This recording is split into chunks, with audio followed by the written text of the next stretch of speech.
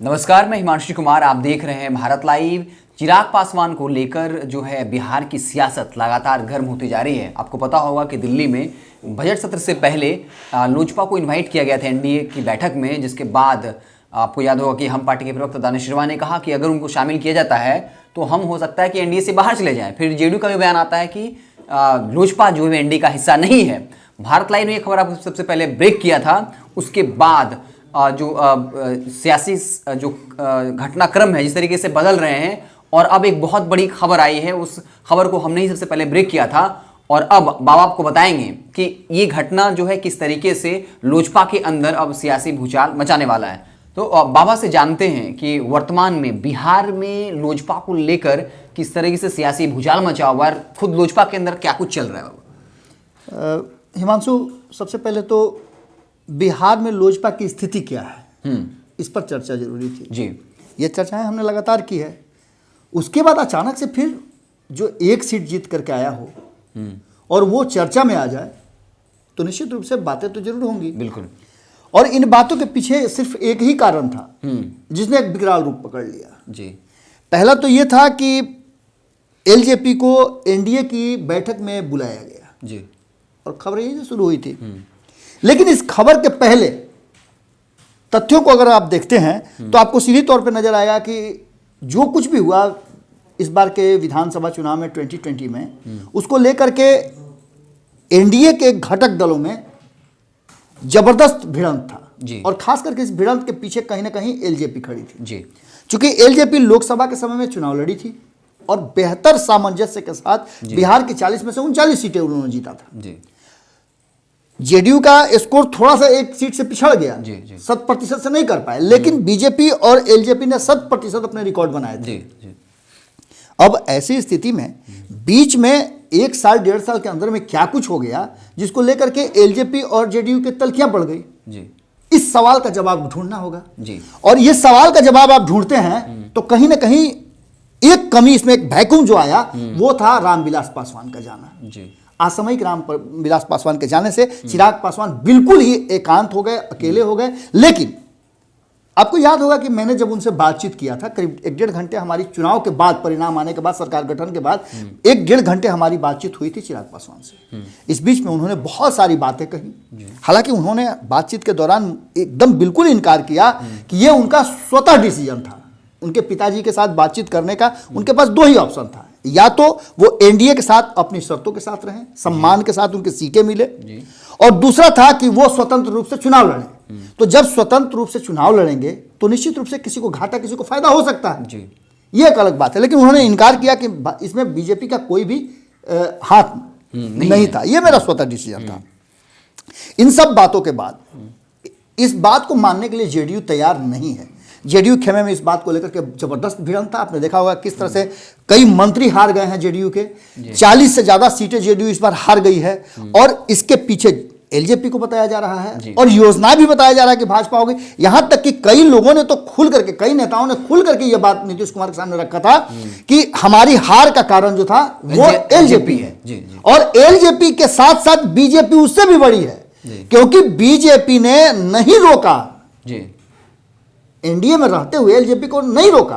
और अब अगर एलजेपी एनडीए में आता है तो इससे बड़ी घातक बातें और माने कोई नहीं हो सकती है। साफ तौर पे उन्होंने कहा कि पीएम मोदी की भी बातें एलजेपी ने नहीं मानी जी, और वो डैमेज करते रहे। इस बात को लेकर के, इन सब बातों का जब नीतीश कुमार के पास आया तो आप जानते हैं नीतीश कुमार रणनीति के मास्टर कहे जाते हैं जी। वो कुछ ऐसी चीजें कर देते हैं जिसको लेकर के बहुत तरह की बातें हुई। लगातार बीजेपी पे ढिलाई का आरोप लग रहा था, चिराग पासवान को आगे बढ़ाने का आरोप लग रहा था। कई ऐसे बीजेपी के कद्दावर नेता हैं जो एलजेपी से चुनाव लड़ गए थे। कहीं ना कहीं इन सब के बीच में कुछ तो बात थी जिसको नीतीश कुमार ने भले ही स्पष्ट तौर पे नहीं कहा, लेकिन उनकी पार्टी के जो प्रवक्ता है या उनकी पार्टी के जो सदस्य हैं, नेता हैं, उन्होंने कहा। केसी त्यागी ने तो कई बातें कही। केसी त्यागी ने तो लगातार कहा कि मित्रवत व्यवहार नहीं हो रहा है, अगर आती है एलजेपी तो हमें सोचना होगा। और आप एक बात समझ लीजिए कि छोटी पार्टी होते हुए जिस तरह से हिंदुस्तानी अवाम पार्टी ने स्पष्ट कर दिया कि हम तो विचार करेंगे अगर आते हैं तो, इस बीच में सब कुछ होते हुए अचानक से नीतीश कुमार ने एक पासा फेंका और वो पासा बड़ी खतरनाक हो गया। आपको पता होगा कि एलजेपी के बहुत सारे लोगों ने इस बात को लेकर के पार्टी से त्यागपत्र दे दिया था और कई जिला के 2-3 जिला के लोगों ने तो मुझसे भी संपर्क किया था कि हम एलजेपी छोड़ करके प्रेस कॉन्फ्रेंस करना चाहते हैं, आप अपनी टीम को भेज दीजिए वगैरह वगैरह, बहुत तरह की बातें।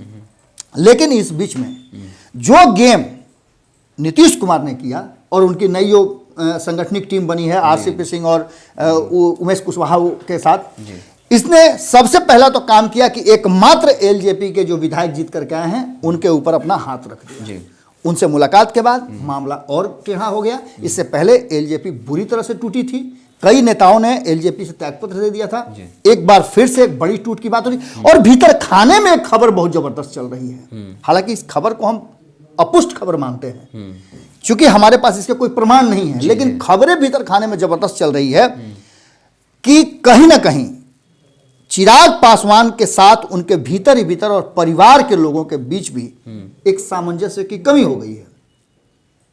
कहा यह जा रहा है कि चिराग पासवान रामविलास पासवान की तरह एक्ट और एक्शन नहीं कर पा रहे हैं, सबको मिला के नहीं चल पा रहे हैं। और इसको लेकर के पार्टी के अंदर में चाहे उनके चाचा हो पारस जी जो कि खुद एमपी हैं, उनके भाई हो प्रिंस राज जो कि प्रदेश अध्यक्ष भी हैं, इन सब के बीच में कहा जा रहा है कि सामंजस्य की कमी नजर आ रही है और चिराग पासवान अनिर्णय की स्थिति में है।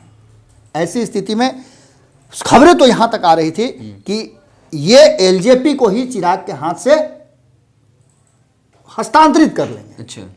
और अगर कर लेते हैं ऐसा तो निश्चित रूप से एक बड़ा टर्निंग पॉइंट हो जाएगा और रामविलास पासवान के इतने दिनों की लंबी राजनीति अचानक से विराम लग जाएगा। लेकिन चिराग पासवान है। कहा यह जा रहा है कि चिराग पासवान की टीम को और पार्टी को लड़खड़ाने के पीछे कहीं ना कहीं नीतीश कुमार का है और उनकी पार्टी का एक बड़ा हाथ है, क्योंकि जिस तरह से चिराग पासवान ने 2020 के चुनाव में झटका दिया है, उस झटका को वापस कैसे उनसे बदला लिया जाए इसके इंतजार में खड़ी है जदयू और उसने एक्ट भी कर दिया है। अगर 1-2 दिन में ये बातें बहुत सारी स्पष्ट होकर के आ जाएंगी। एक तरफ चिराग पासवान का निमंत्रण जाना केंद्रीय एनडीए की बैठक में जाने का और दूसरी तरफ उनका नहीं जाना, 2 बातें कह रही हैं।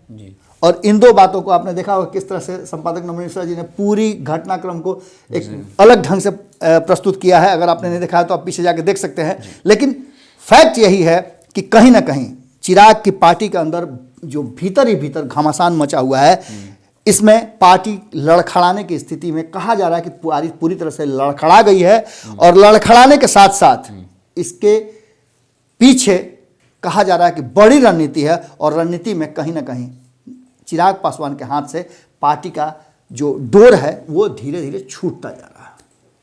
तो ये आज की खबर थी, बहुत बड़ी खबर कि चिराग पासवान, जिसको नीतीश कुमार किसी भी तरीके से बख्शने के मूड में नहीं है, क्योंकि आपको पता होगा बहुत बड़ा झटका दिया नीतीश कुमार को कि एनडीए के अंदर ही वो छोटे भाई की भूमिका में आ गया। नीतीश कुमार जो अपनी शर्तों पर राजनीति करते हैं उनके लिए इनसे बड़ा दर्द कुछ और नहीं हो सकता। तो राजकुमार सिंह जो एलजेपी के इकलौते विधायक हैं वो अशोक चौधरी से मुलाकात भी किए हैं और अब संभावना है कि वो जेडीयू में शामिल भी हो सकते हैं। इसको लेकर नीतीश कुमार ने एक अगला रणनीति तैयार किया है। वो एलजेपी को ही जो है उसके अंदर जितने लोग हैं उसको एलजेपी को पूरा तोड़ने की प्लानिंग जो ऐसा कहा जा रहा है कि नीतीश कुमार ने कर लिया है। और एलजेपी के अंदर जो चिराग पासवान के पारिवारिक लोग हैं वही चाहते हैं, ऐसी कोशिश की जा रही है कि वही चिराग पासवान के हाथ से बागडोर छीन ली जाए।